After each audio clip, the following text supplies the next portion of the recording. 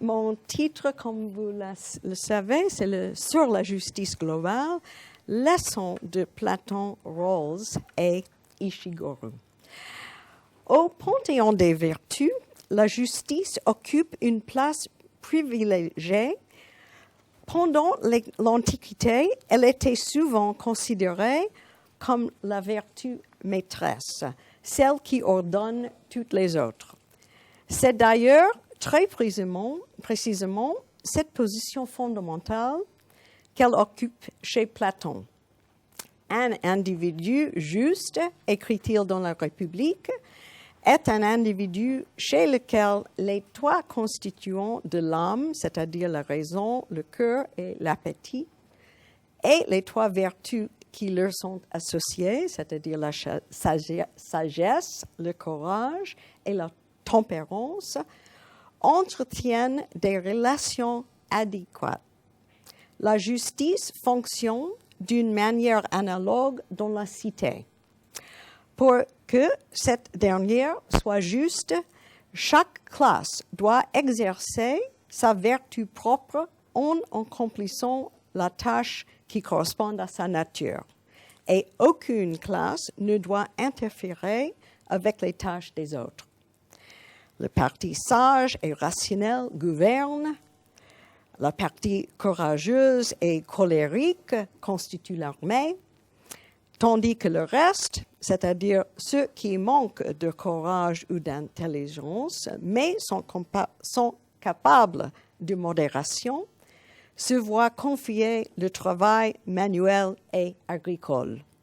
La justice réside dans la relation harmonieuse de ces éléments constituants, l'ordonnancement adéquat de toutes les autres vertus. La plupart des philosophes modernes, bien sûr, ont rejeté les spécificités du point de vue platonicien.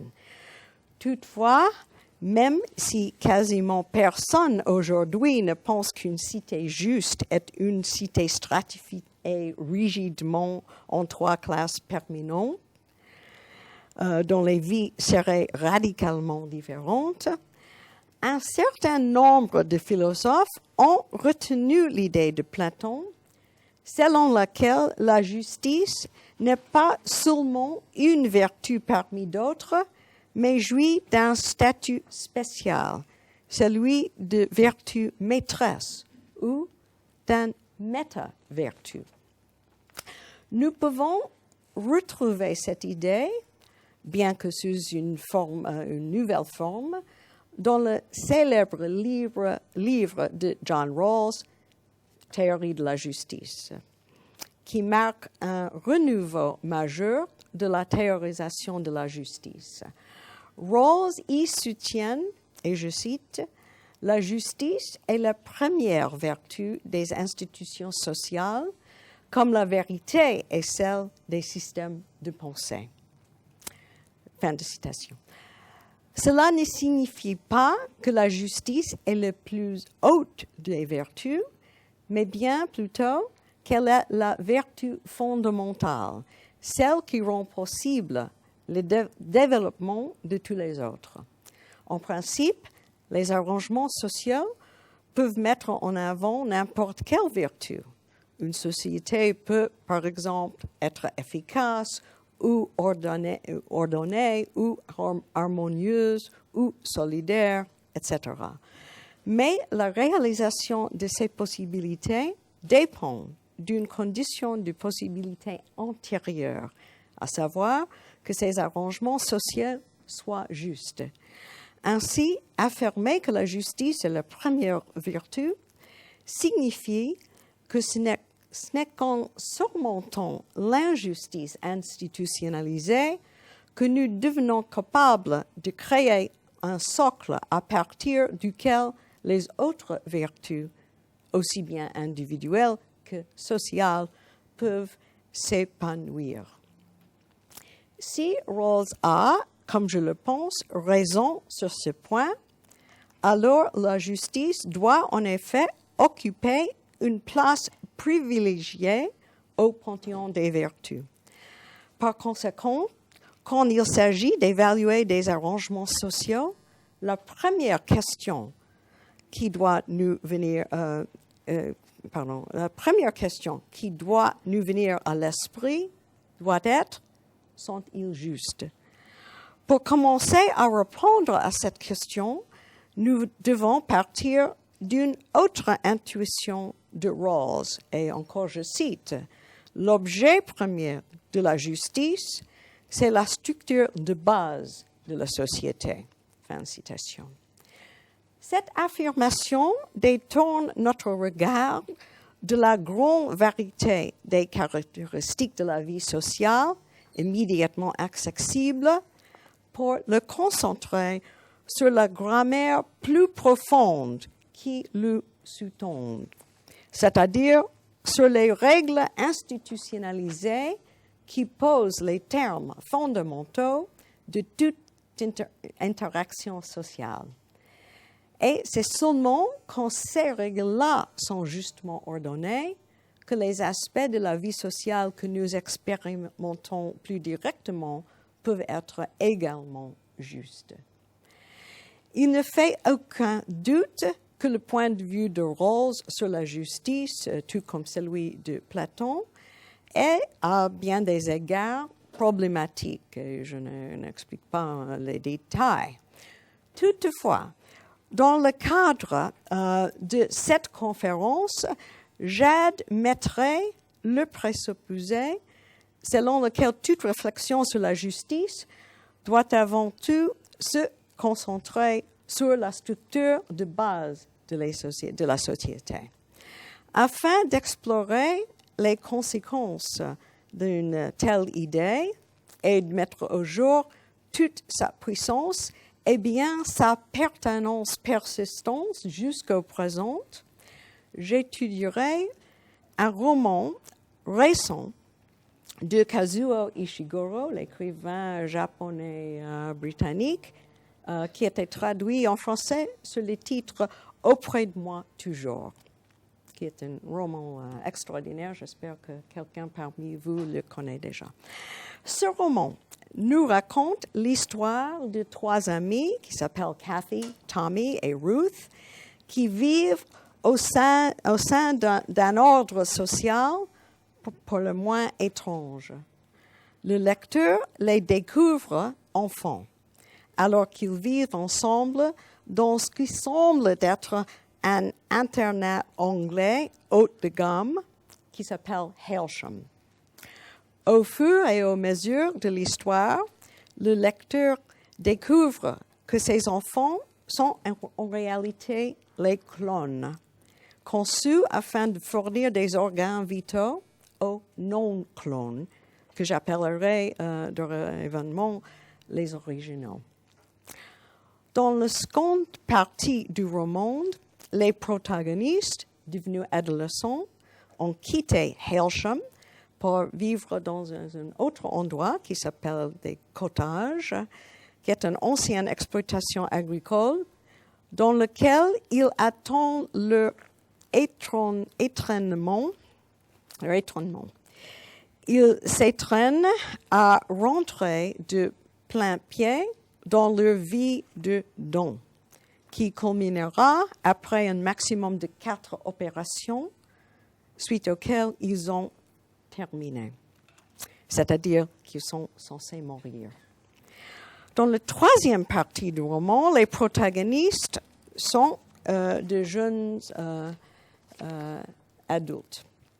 Tommy et Ruth sont devenus des donneurs, tandis que Kathy, elle, est devenue accompagnante, c'est-à-dire un clone veillant au bien-être des autres clones pendant leur convalescence post-opératoire ou plus précisément après l'ablation de l'un de leurs organes.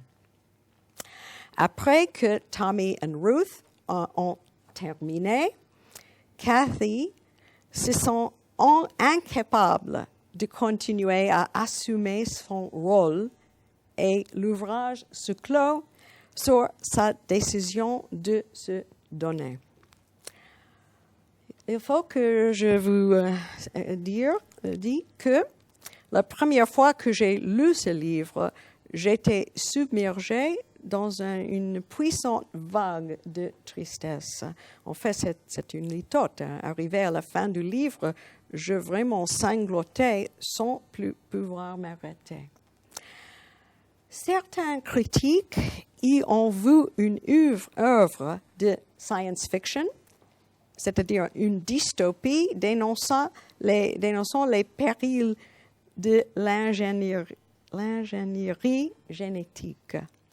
D'autres, un roman d'apprentissage, un Bildungsroman, dans lequel 3 jeunes personnes, aux espoirs disproportionnels et peu sensibles à ce qui est vraiment, réellement important dans la vie, grandissent et acquièrent la sagesse.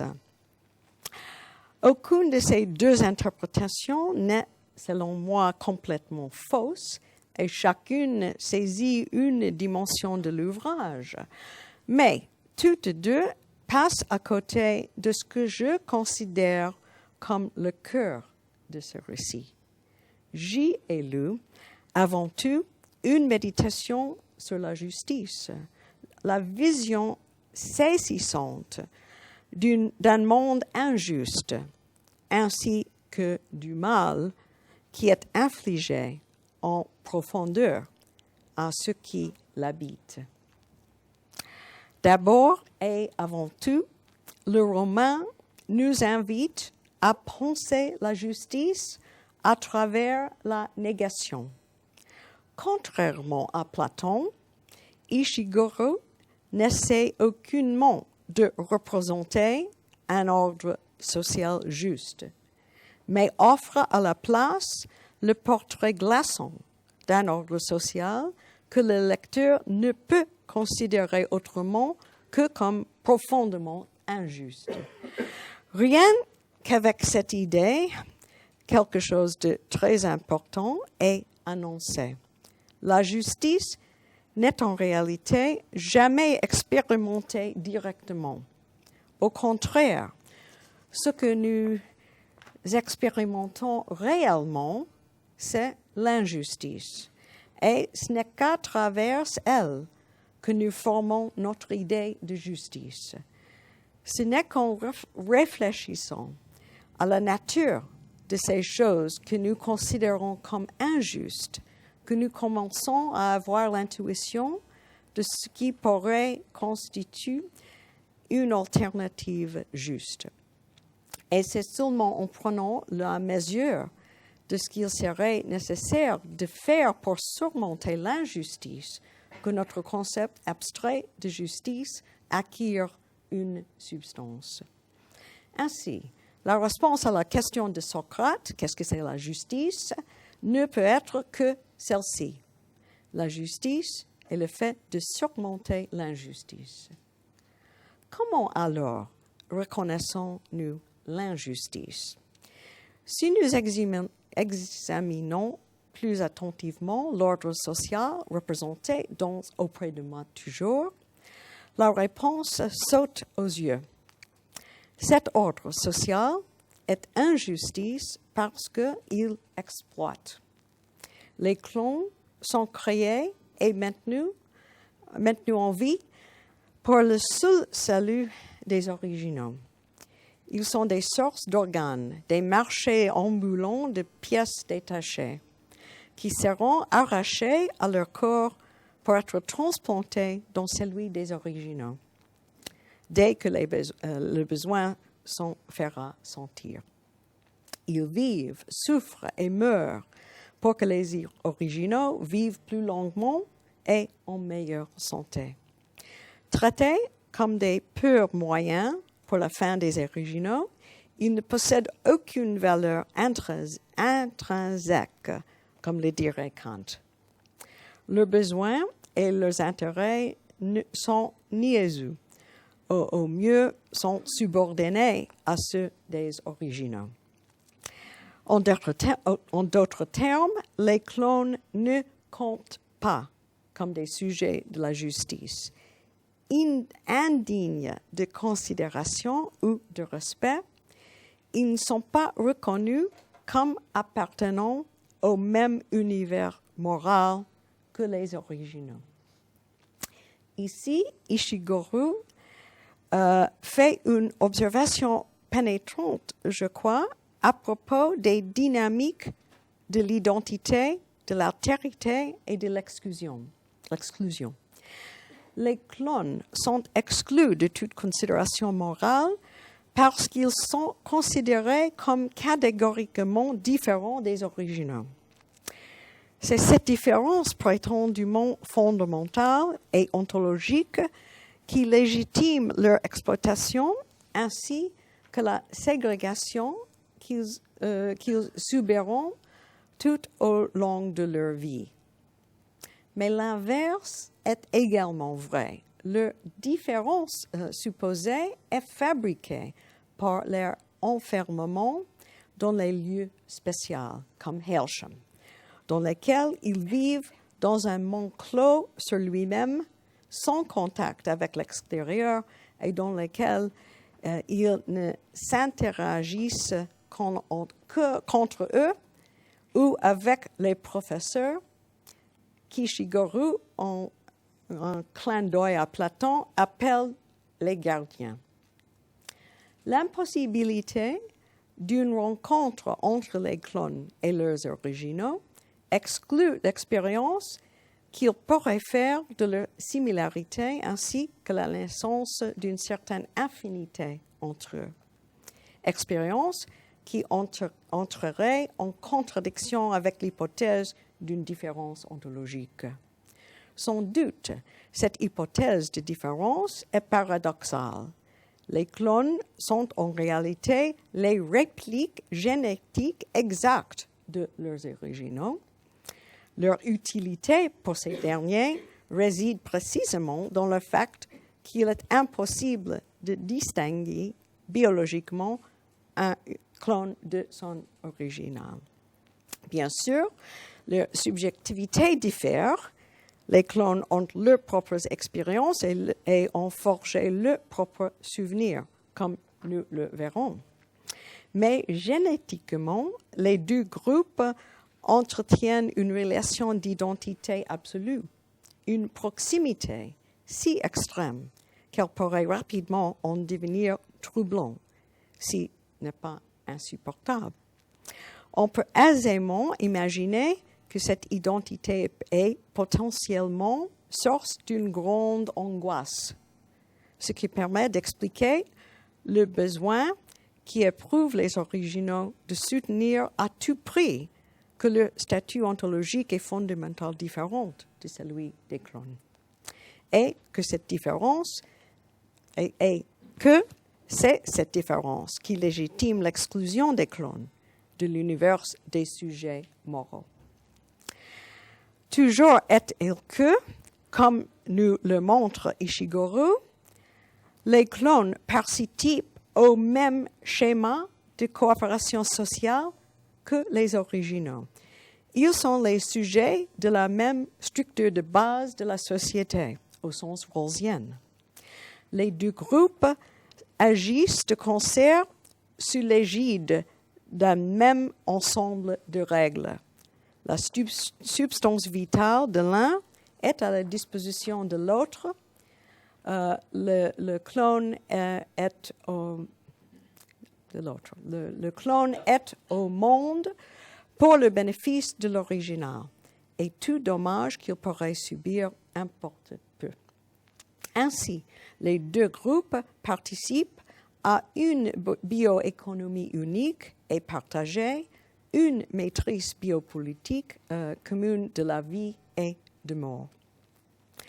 La survie des originaux repose sur les clones et pourtant, ces derniers se voient refuser le titre de partenaire dans cette interaction. Pour nous, lecteurs, cette situation est injuste.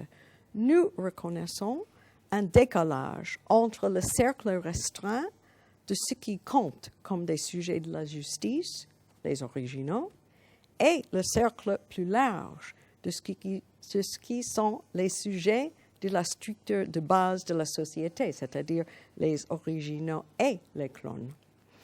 Et nous estimons que cette incongruité est moralement mauvaise. Pour nous, par conséquent, la justice requiert que tout ce qui obéisse à un ensemble de règles communes soit reconnu comme comptant, c'est-à-dire comme appartenant au même univers moral. Aucun participant ne doit être instrumentalisé pour le bénéfice d'un autre et tous méritent un intérêt égal. Cette seule raison suffit à rendre l'ordre social, imaginé auprès de moi toujours, profondément perturbant. Toutefois, cette autre chose qui rend le monde dépeint par Ishiguro véritablement horrifiant.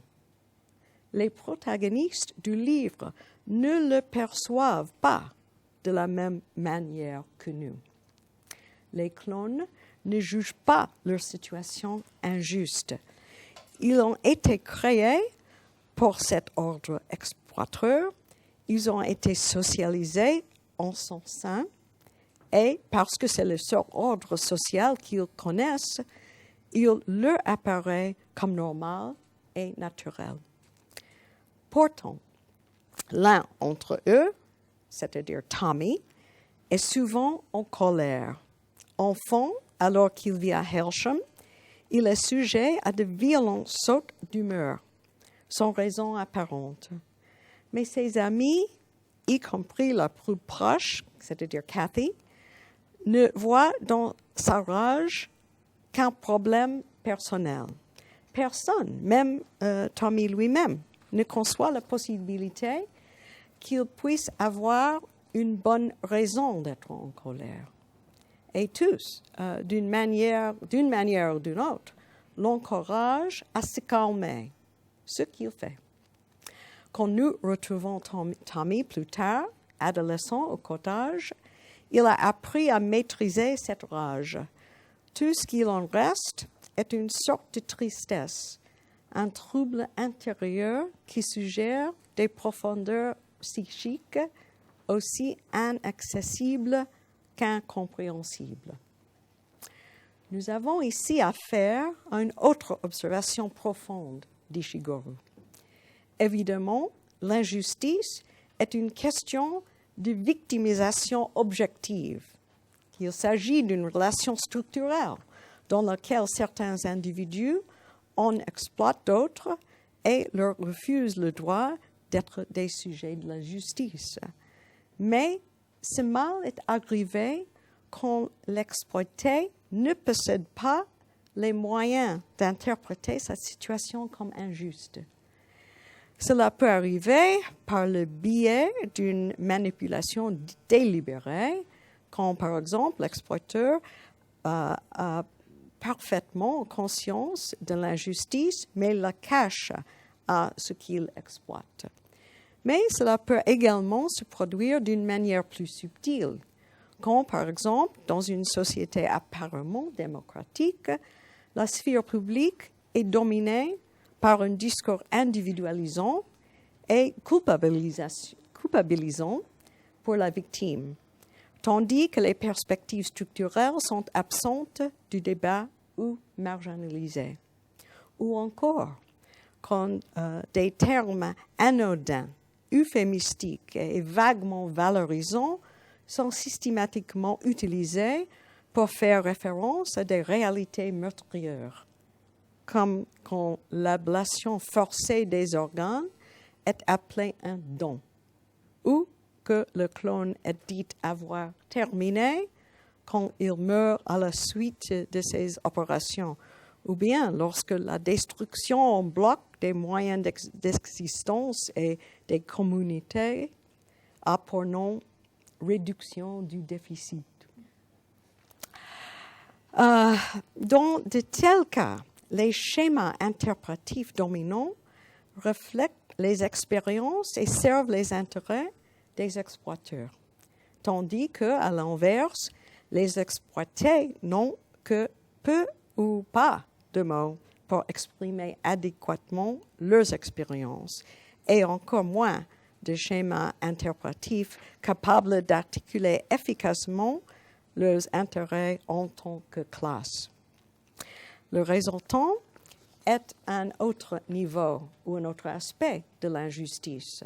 Les moyens d'interprétation et de communication dans une société ne servent pas équitablement tous ses membres. Dans ces conditions, les victimes ne disposent pas des outils qui leur permettraient de réagir adéquatement à leur situation. La réponse correcte à l'injustice, supposons-nous, c'est l'indignation.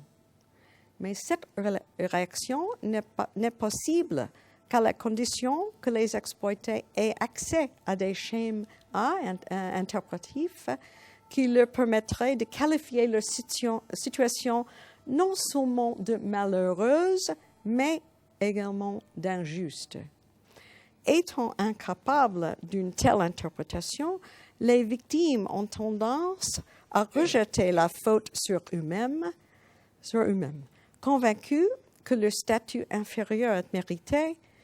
Ils ensevelissent leur légitime colère au plus profond d'eux-mêmes et, pour l'empêcher de ressurgir, s'empêtrent dans des nœuds émotionnels particulièrement serrés. Par conséquent, l'injustice au sein de l'organisation sociale du discours a des conséquences psychologiques directes. Auprès de moi toujours développe certains de ces retombées psychologiques. Au début, pendant leurs années à Hailsham, les clones n'ont pas conscience d'être des clones. Ils sont ignorants des termes de l'ordre social dans lequel ils vont prendre place. Ne savent pas qu'ils sont seulement élevés pour fournir des parties du corps humain à une classe supérieure. Dans la première partie du roman, le récit consiste avant tout en une série d'incidents dans lesquels les enfants se retrouvent confrontés à des anomalies propres à leur situation, à des indices de l'existence d'un autre ordre social, plus sombre, qui sous-tendrait leur vie d'écolier relativement insouciante. De son côté, la lectrice elle-même, initialement laissée dans le noir, on vient à comprendre progressivement la vérité et attend avec angoisse que les protagonistes le saisissent à leur tour. Mais cet espoir d'une révélation cathartique est condamné à rester lettre morte. Avec une consternation grandissante, la lectrice voit de manière répétée les protagonistes être sur le point de découvrir la vérité sans jamais passer le pas. Incapables ou peu désireux d'affronter une connaissance aussi terrible, ils ignorent les indices, trouvent de bonnes explications aux anomalies rencontrées et suivent de logiques de plus en plus tirées par les cheveux pour se protéger de cette vérité dévastatrice. En ceci, les clones sont aidés par les gardiens qui encouragent leur ignorance en recourant à un pieux mensonge. Un enseignant, momentanément submergé par la sympathie qu'elle éprouve pour les enfants dont elle a la charge et qui ne sont, après de tout, pas si différents d'elle, les affranchit. Elle est immédiatement renvoyée. Elle a violé la politique de l'institution qui est de laisser la vérité émerger graduellement en ne disant aux clones que ce que les responsables les jugent capables d'entendre à un moment donné. Cette technique rappelle la fameuse anecdote de la grenouille.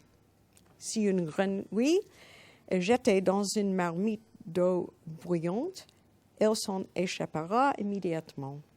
En revanche, si on la place dans une marmite de l'eau froide et qu'on fait bouillir l'eau progressivement, elle restera calme jusqu'à la mort.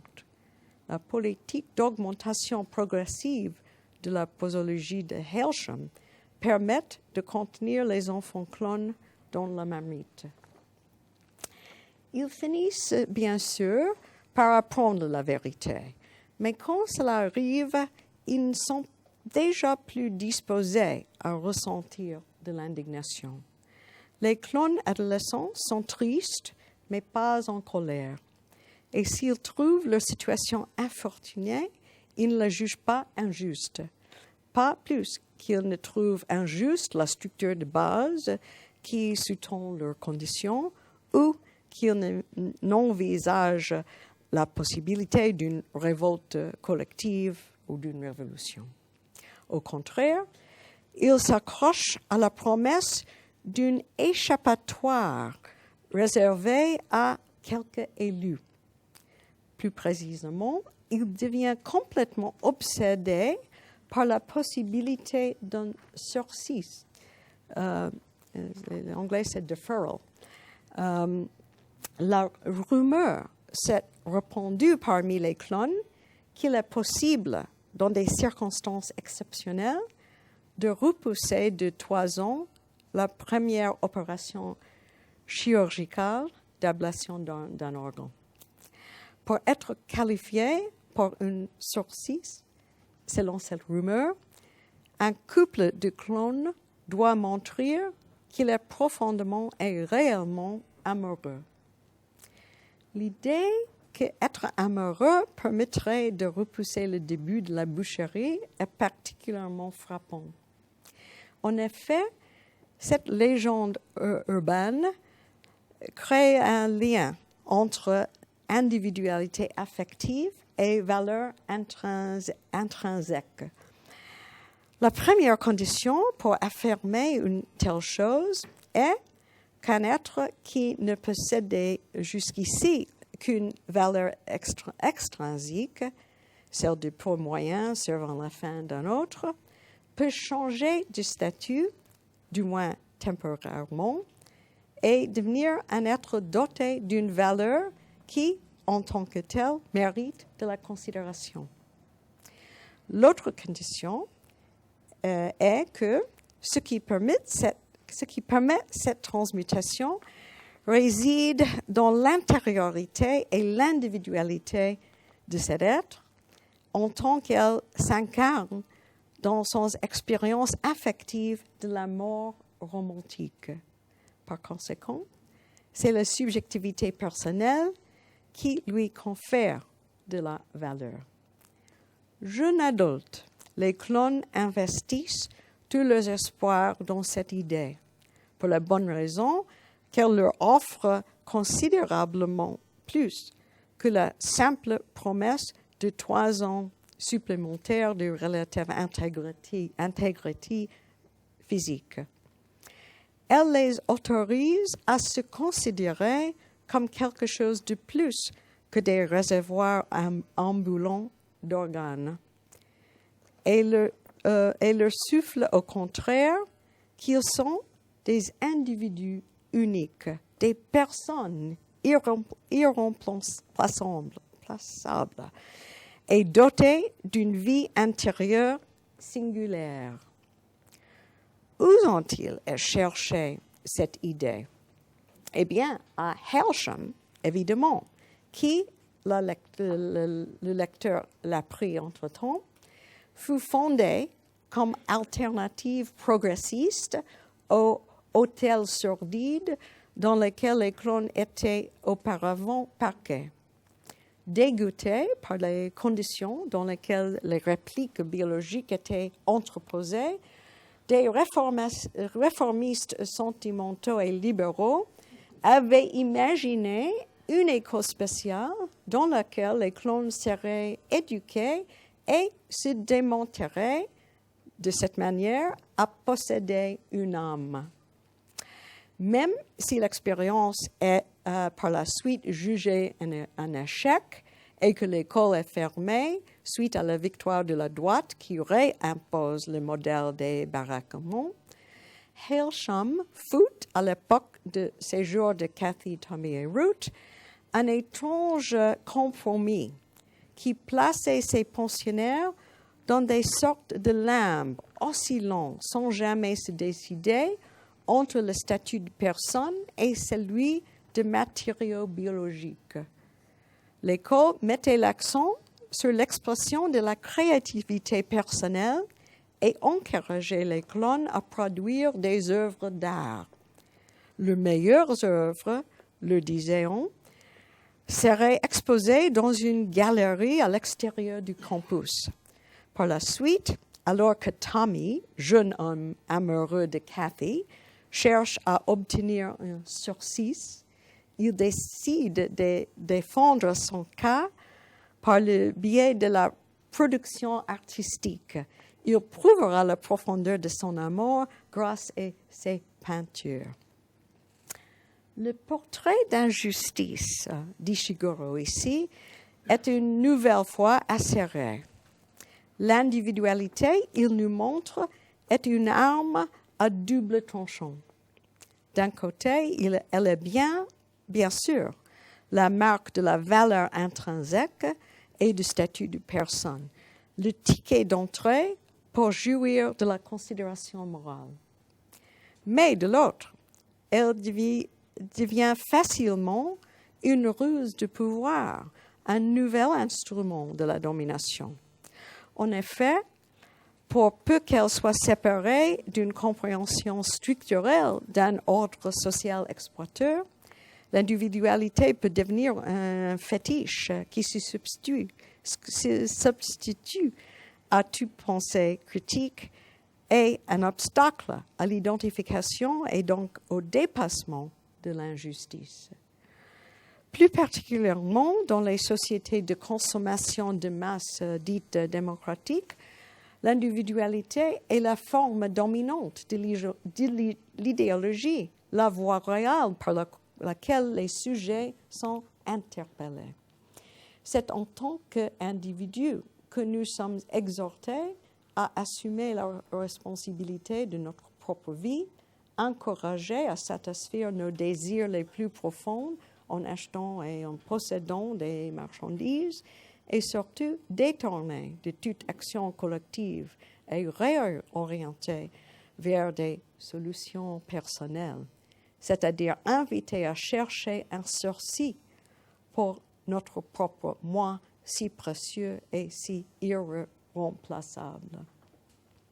Auprès de moi toujours, rend magistralement compte de cette paradoxe de l'individualité. Ce qu'il y a de plus cruel et de plus pervers dans le monde où il nous donne à voir réside sans doute dans le mensonge qui est fait aux protagonistes, socialisés de façon à penser être comme des individus. Ils se révèlent incapables de saisir la vérité, même quand il est clair comme l'eau de roche. Ils ne sont rien d'autre que des sacs de pièces détachées destinés à se faire cannibaliser. C'est en lisant ces dernières lignes du livre que j'ai éclaté en sanglots.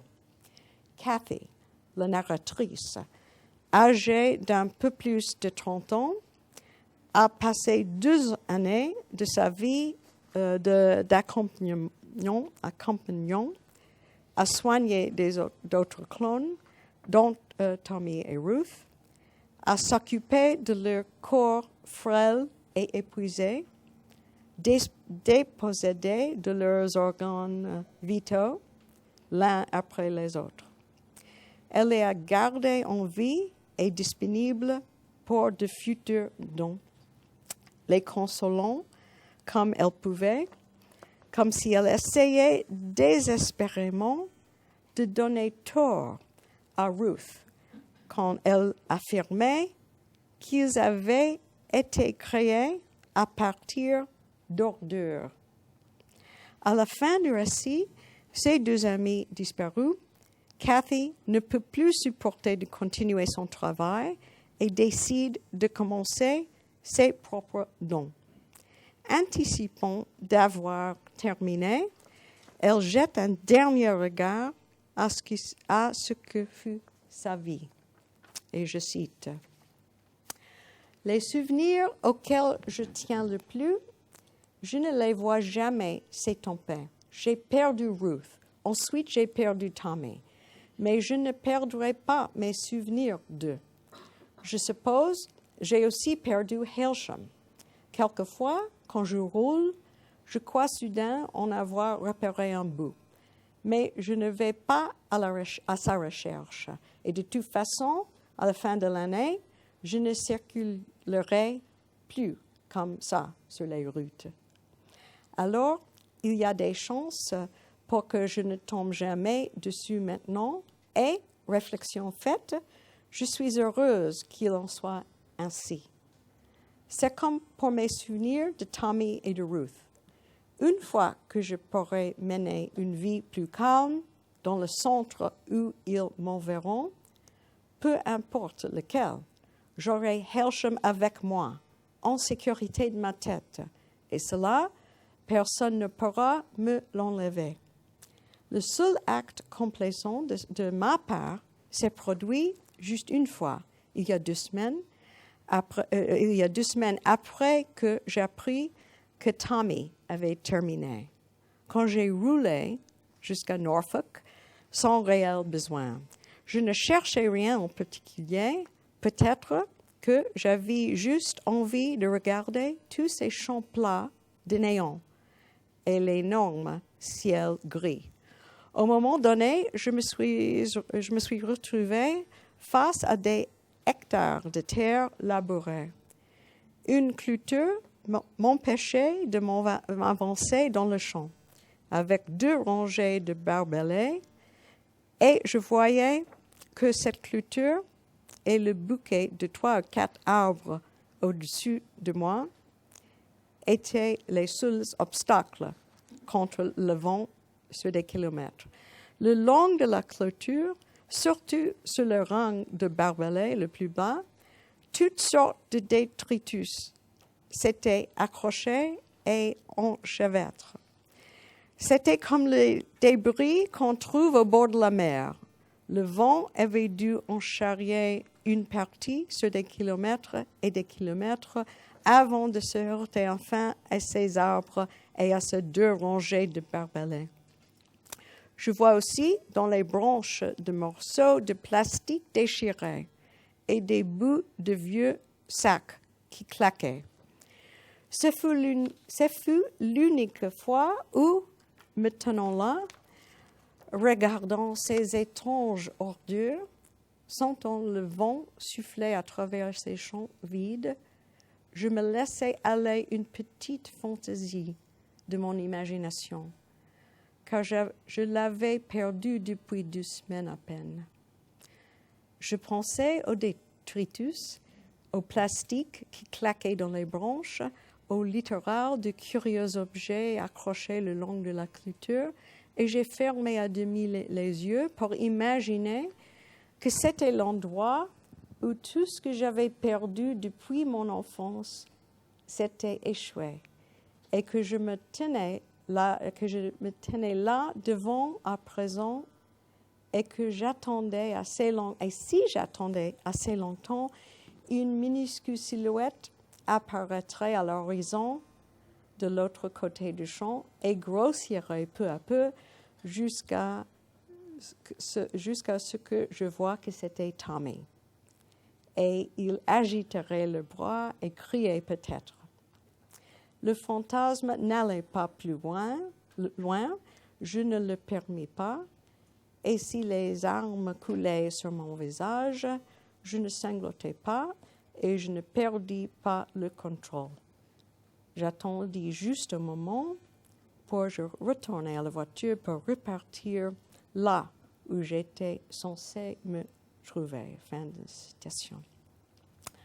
Selon ma lecture, Kathy parle ici pour tout ce que notre notre ordre social interpelle comme des individus, tout en les traitant comme des pièces détachées, comme des ouvriers exploités, des travailleurs jetables, du bétail, les fournisseurs d'organes, de bébés ou de sexe, ceux qui accomplissent les tâches subalternes, les balayeurs ou les éboueurs. Tout ce qui forme une sorte de matériau brut dont l'on peut user et abuser à l'envie et dont l'on peut se débarrasser une fois que le système en a tiré ce qu'il voulait. À une autre époque, on les aurait surnommés les damnés de la terre. Aujourd'hui, ils sont trop omniprésents et trop près de nous pour qu'on puisse encore les appeler ainsi. À la place, on peut les considérer comme des membres d'un précariat transnational qui forment une fraction substantielle des fameux 99%. Cathy parle pour toutes ces personnes, mais elle ne conclut pas sur un appel aux armes. Elle exprime plutôt la souffrance, la confusion, l'autodéception et les désirs qui l'ont hanté tout au long de sa vie aussi courte que tragique. Tous ses espoirs trahis, tous ses amours perdus. Par-dessus tout, elle revendique de manière têtue une once de dignité face à un ordre social qui, quoi qu'elle fasse, la méprise. Elle persiste également à trouver du sens au monde, quand bien même la structure de base de la société ne lui laisserait pour ce faire rien d'autre que des décombres.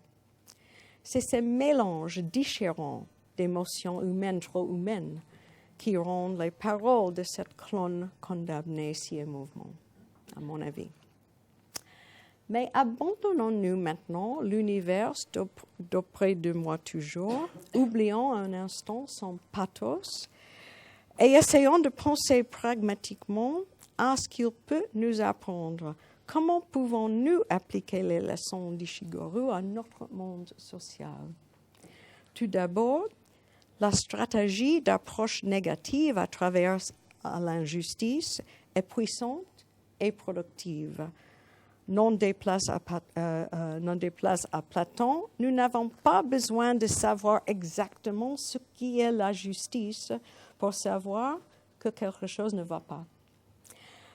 Ce dont nous avons plutôt besoin, c'est d'aiguiser notre sens de l'injustice, d'apprendre à percer à travers les stratégies d'obscurcissement et l'idéologie. Nous devons, en nous concentrant sur ce qui est mauvais, tenter de comprendre pourquoi il est tel qu'il est et imaginer comment le changer. Ce n'est qu'à travers un tel processus de pensée négative que nous pouvons activer le concept de justice, c'est-à-dire le sauver du royaume de l'abstraction, le rendre concret, l'enrichir et le rendre féconde dans ce monde. Ensuite, une fois encore contre Platon, méfions-nous des constructions qui essentialisent les différences. Ne faisons pas confiance aux tentatives de tracer des lignes entre les gardiens et les travailleurs, ceux qui sont dedans et ceux qui sont dehors, les citoyens et les étrangers, les Européens et les autres. Méfions-nous de ce qui invoque des différences prétendument ontologiques pour légitimer un ordre social dualiste avec un ensemble de droits pour nous et un autre pour eux. Masquons le plus souvent des angoisses d'identification, de telles tentatives mal cadrent la justice. Elles autorisent l'expulsion anique d'un certain nombre d'individus hors de l'univers de ce qui compte. Aussi, au lieu de nous concentrer sur l'altérité, nous devrions plutôt suivre Rawls et aussi Marx en nous concentrant sur la structure de base. Pour savoir qui mérite la considération morale, il nous suffit de regarder qui est assujetti à un même ensemble de règles définissant les termes de la coopération sociale. Si ces règles instituent qu'un groupe exploiteur dépend d'un autre groupe pour sa survie, pour des nécessités vitales comme le don d'organes, la force de travail, les bébés, le sexe, le travail subalterne, le travail domestique, la prise en charge des enfants, celle des personnes âgées, le nettoyage, etc., alors ensemble, ils sont tous les sujets de la même structure de la base. Les membres des deux groupes habitent le même univers moral et méritent par conséquent une considération égale en matière de justice. Quatrièmement, méfions-nous des approches qui malcadrent la justice en excluant fallacieusement des individus et en le déniant tout accès à une position morale. Soyons attentifs au décollage, au cas dans lequel le cercle de ceux auxquels est accordé un statut moral ne correspond pas au cercle de ceux qui sont tous ensemble assujettis à la même structure de base. Contre Rawls, par conséquent, il nous faut défier ceux qui considèrent la citoyenneté formelle comme ce qui détermine avant tout ce qui compte, puisqu'il malcadre nécessairement la justice au niveau de l'ordre social transnational ou même mondial. Encore, rejetons les efforts qui sont faits pour redéfinir les inégalités structurelles comme des problèmes personnels. Étudions de près les interprétations qui attribuent les échecs personnels à des circonstances défavorables. Résistons aux efforts qui sont faits pour délégitimer les émotions révélatrices comme la colère, qui possèdent une réelle valeur diagnostique. Portons notre regard au-delà des explications fondées sur des traits individuels comme les Grecs sont pas envie de travail, etc., jusqu'au schéma plus large de stratification, jusqu'aux mécanismes causaux qui produisent la hiérarchie et enfin jusqu'aux stratégies idéologiques comme la personnalisation qui les obscurise. En addition, nous ne devons pas partir de l'hypothèse que l'absence de critique explicite ou de protestation ouverte signifie qu'il n'existe pas d'injustice, mais bien plutôt comprendre que l'opposition organisée à l'injustice dépend avant tout de la disponibilité des ressources discursives et des schémas interprétatifs permettant son articulation et son expression ouverte. Nous devons chercher dans la sphère publique les biais qui entravent un accès égal à l'expression politique et imaginer comment les surmonter, notamment en élargissant le vocabulaire disponible pour nommer les problèmes sociaux et pour discuter de leurs causes. Nous devons trouver un moyen de repousser les limites de ce qui peut être dit afin de permettre aux subalternes de parler, dans la phrase de Gayatri Spivak. Prochainement, n'accordons aucune confiance aux odes univoques à l'individualité. Méfions-nous d'un ordre social qui fétichise la mort, l'intériorité et la vie personnelle et qui en même temps nie une immense majorité les conditions matérielles nécessaires pour la réalisation de ces aspirations. Reconnectons la subjectivité et l'objectivité. Enfin, apprécions la créativité de l'opprimé. Défendons le désir d'une vie meilleure et le besoin de donner du sens, même dans les circonstances les plus défavorables. Cultivons l'indignation sociale et l'imagination politique. Construisons un monde dans lequel les rêves seraient faits d'une matière plus douce que les ordures. Faisons de la justice la vertu maîtresse, non seulement en théorie, mais également en pratique. Merci beaucoup.